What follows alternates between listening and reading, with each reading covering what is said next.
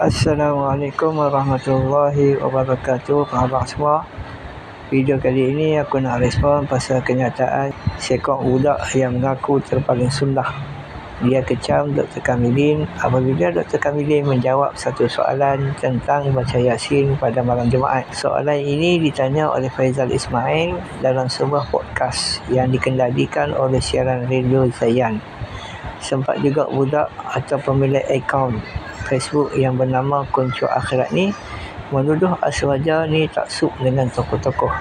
Yang peliknya, apa yang dikatakan oleh Dr. Kamilin samalah seperti yang dikatakan oleh Mazhar pasal baca Yasin pada malam Jumaat.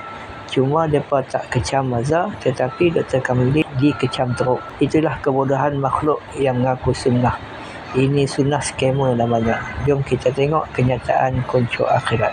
Pelik dan kecewa dengan Dr. Kamilin punya view. Beliau tak jawab kena ikut sebaik-baik petunjuk atau tak. Pentaksub doktor pun dulu sahabat kita sampai unfriend anak disebabkan anak buat doktor isu dulu. Kita bukan asam Jawa taksub tokoh. Ilmu kita masih rendah tapi kita tak bodoh. Sebaik-baik petunjuk adalah Nabi SAW. Siapa yang rela menyelisih setelah sampai ilmu sunnah kepadanya, maka tidak layak dia berada di atas jalan sunnah. Wallahu a'lam. Baik, sekarang kita tengok video Dr. Kamilin dan juga video Dr. Mazhar, dan kita boleh lihat apa yang dikatakan oleh Dr. Kamilin sama saja seperti mana yang dikatakan oleh Mazhar. Jom kita tengok. Aku buat ni salah ke selama ni? Aku baca Yasin malam Jumaat ni salah ke? Aku sapu tangan selepas salam dekat muka tu kan, salah ke kan? Dan adakah kita perlu 100% betul-betul ikut apa yang Nabi ajar, ataupun kita ikut yang ulama yang dulu ni memang dah ajar kita? So apa nasihat doktor kepada kami sebenarnya? Saya tengok dalam bab ni akan ada satu golongan yang mana mereka ni very sensitif daripada sudut dia nampak satu benda tu tak ada pada zaman Nabi, terus dia akan terus hukum ini bid'ah, ini itu dan sebagainya. Dan ada lagi satu haluan yang membawa kata nampak baik je, semua benda boleh masuk, sampaikan mungkin dia buka pintu tu seluas-luasnya. So apa yang terbaik bagi kita adalah kita, itu yang panggil manhaj wasati, kita berada di tengah-tengah yang baik untuk menilai supaya kita tak terlalu ke arah ni, tak terlalu ke arah ni, tapi kita boleh nilai dengan balance. Sebagai satu contoh, kalau tadi dibawakan orang yang baca Yasin malam Jumaat contohnya, okey, akan ada satu golongan yang kata tak boleh baca Yasin malam Jumaat ni bid'ah, mungkar, tak boleh, jangan. Satu lagi kata tak apa masalahnya, dia kata ini kita baca Quran. Okey, kat situlah kita, ramai daripada kita, dia tak boleh membezakan di antara bila kita buat satu ibadah tu, adakah kita maksud matlamat kita pengkhususan bagi suatu ibadah tu. Misalnya yang menolak ni, dia akan kata mana ada Nabi baca Yasin malam Jumaat, bacalah hari-hari biasa ke apa, jangan baca pada malam Jumaat saja Yasin setiap minggu. Jadi dia orang kata Nabi tak pernah buat, so dia kata dalam agama ini dikira benda barulah, bid'ah. Satu lagi akan kata umum baca Quran boleh, apa salahnya nak baca malam Jumaat, tak ada larangan pun, nak baca malam Isnin ke boleh. Timbullah polemik yang tak berkesudahan.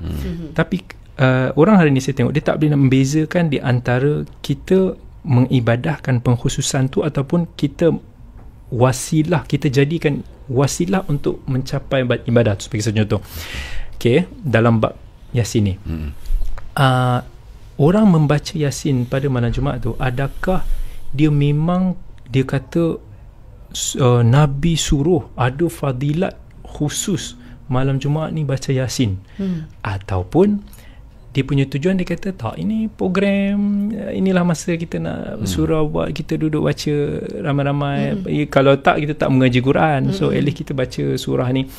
Okey, kat situ ada dua matlamat yang berbeza. So kalau kita di wasati pertengahan, kita akan tengok di sini. So yang kedua tadi, dia menjadikan itu hanya sebagai wasilah untuk mencapai ibadah mengaji Quran tau. So dia menggunakan malam Jumaat untuk, okeylah, orang, sebab masyarakat kita biasanya malam Jumaat ni macam special kan, bukan di surau je, sampai orang kaitkan di rumah dan sebagainya. So dia nak bagi macam okay, kita gunakan sikit ruang ni untuk kita ambil sama-sama. semangat dia kan. Dia hanya, dia kata tak apalah kita buat seminggu sekali lah hari Jumaat tu pun, malam Jumaat tu tak apa. Surah mungkin masyarakat kita dah biasa baca Yasin, tak apalah, itu dah familiar, bacalah Yasin. So kat situ, kalau itu dia punya tujuan dia, itu saya tak melihat itu satu benda yang bid'ah. Sebab itu hanya orang panggil tanzim ataupun penjadualan ataupun pengaturan kehidupan kita. Tapi kalau orang tu memang dia kata tak, kena baca juga, kalau tak baca berdosa malam Jumaat ni, ataupun ada fadilat yang Nabi tak sebut, itu boleh jadi bid'ah. Sebab dia mengada-ngadakan satu fadilat khusus yang Nabi tak buat. Okay, terima kasih. Kita baca Al-Quran ni, surah apa pun tak apa, hari apa pun tak apa. Yang tu dulu. Boleh tak nak baca Yasin malam Khamis? Boleh. Boleh tak baca Yasin malam Selasa? Boleh. Boleh tak nak baca Qul Huwallah malam Jumaat? Boleh. Jadi baca ni surah apa pada malam apa, ini semua tak ada masalah. Selagi kita tengok pasal apa yang hampir baca surah Baqarah malam Rabu ni. Dia kata malam Rabu ni aku tak pergi mana pun, melalui duduk ada kelas. Contohnya. Jadi pasal apa yang aku tengok setiap kali lepas asar hampir baca Quran. Ada sunat baca Quran lepas asar? Ada. Siang kan kerja, lepas asar je free. Sekali malam anak balik sibuk dengan mereka nak makan, tak ada masa. Ini semua tak ada masalah kalau berkaitan dengan kehidupan dunia kita. Tapi kalau kita kata baca surah ni malam ni ada pahala lain lebih. Kalau baca malam lain tu dia tak sama. Yang tu kita buat satu kenyataan. Sebab misalnya saya kata, kalau baca surah tertentu pada malam Jumaat atau surah tertentu pada malam Selasa, ada kelebihan dia. Apa maksud kelebihan? Kelebihan ni apa maksud? Sama ada pahala lebih, atau Tuhan bagi sesuatu lah. Dia jadi doa mustajab ke, dia jadi, kan? Siapa yang nak bagi ni kelebihan ni? Kalau duit, mungkin majikan kita bagilah. Kalau kerja, mungkin tokek kita bagi. Tapi bila kata kelebihan pahala, kelebihan kurniaan, siapa dia yang boleh bagi? Allah yang bagi. Kalau Allah yang bagi, kalau Allah yang bagi, macam mana kita tahu kata dia nak bagi? Macam mana kita tahu? Kita tak tahu. Melainkan kita kena tengok dalam Al-Quran ataupun dalam hadis. Kalau ada dalam Quran bagi tahu, kita kira ada. Kalau ada dalam hadis bagi tahu ada. Kalau tak ada, kita tak boleh kata. Sebab kalau kita kata, seolah-olah kita jadi wakil Tuhan, sedangkan Tuhan tak kata. Faham tak maksud saya? Tapi kita tengoklah hadis umpamanya ada riwayat kata baca surah Kahfi, orang kita panggil Kahfi, malam Jumaat, hari Jumaat ada kelebihan. Walaupun ada perbincangan di kalangan para ulama, tapi kita buat simpulannya boleh, seperti riwayat Ibnu Marduyah dan seumpamanya, boleh baca pada malam hari Jumaat. Bukan boleh baca, baca tu ada lebih. Tuhan jadikan cahayanya sampailah Jumaat depan. Ada dalil, boleh. Tapi kalau orang tanya saya, Yasin ada tak? Sahabat kata tak ada hadis yang sahih pasal malam Jumaat. Bukan kata tak boleh baca Yasin tu. Baca pilah Yasin malam apa pun. Tapi kalau nak baca malam Jumaat kerana nak dapat kelebihan tu, hadis sahih tu tak ada. Artinya kalau baca malam lain pun bolehlah juga. Tapi baca Yasin tu bagus tak? Baca Yasin tu bagus ya.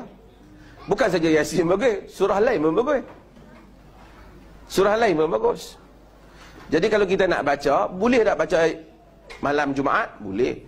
Tapi kalau nak tetapkan hari ni malam Jumaat ni ada kuliah, kita baca Yasin esok dia. Esok tak boleh. Esok malam apa? Sabtu. Yang tu dia jadi masalah. Macam tu tak mau.